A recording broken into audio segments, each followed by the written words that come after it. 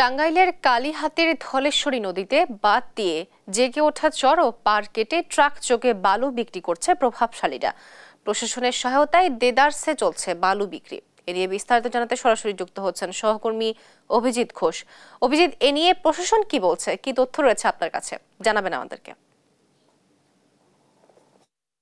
জি, তোয়া, আপনি যেমনটি বলছেন, এটি হচ্ছে কালীহাতির জোকারচর এলাকায়। আপনি আমার পিছনে দেখছেন যে এখানে যে ধলেশ্বরী নদী রয়েছে, সেই ধলেশ্বরী নদী এটি বাঁধ দেওয়া হয়েছে এবং এই বাঁধ দেওয়ার পরে এই বাঁধের উপর দিয়ে এই যে শত শত ট্রাক দিন এবং রাতে এই ট্রাক চলাচল করে। পাশাপাশি এই যে নদীতে যে চর জেগে উঠেছে এবং পার যেটি রয়েছে সেটি থেকে বালু কেটে সেটি বিক্রি করা হচ্ছে এবং স্থানীয় প্রভাবশালীদের ভয়ে স্থানীয়রাও এটি নিয়ে প্রতিবাদ করতে সাহস পায় না। তবে প্রশাসন, উপজেলা এবং জেলা প্রশাসনকে তারা অবহিত করেছে। তারপরেও প্রশাসন যেটি বলছেন যে তারা এই বিষয়টি তারা জানেন না। এবং আমি কথা বলেছি জেলা প্রশাসক, কথা বলার চেষ্টা করেছি জেলা প্রশাসক যিনি রয়েছেন শরীফ হক, ওনাকে বারবার ফোন দিলে উনি ফোন রিসিভ করেনি। পাশাপাশি উপজেলা নির্বাহী কর্মকর্তা সাদাত হোসেন যেটি জানিয়েছেন যে তার এই যে নদীতে বাঁধ সেটির বিষয়ে তিনি অবগত নয়। পাশাপাশি যে পানি উন্নয়ন বোর্ড রয়েছে সেই পানি উন্নয়ন বোর্ডও এই বিষয়ে অবগত নয়। তবে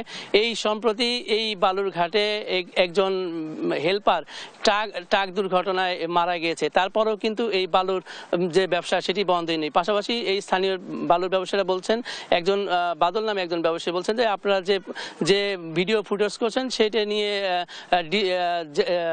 যে ঢাকা বা সচিব বা ডিআইজি যাদেরকেই দিবেন তাতে কোনো লাভ হবে না, তারা তো ব্যবস্থা নেবে উপজেলা এবং জেলা প্রশাসন। তবে জেলা প্রশাসনকে তারা ম্যানেজ করে এই কার্যক্রম চলছে বলে এমনটি জানিয়েছেন বালু ব্যবসায়ীরা। তবে কালীহাতি জোগাড়চরের বালুর পয়েন্ট থেকে এই ছিল সর্বশেষ।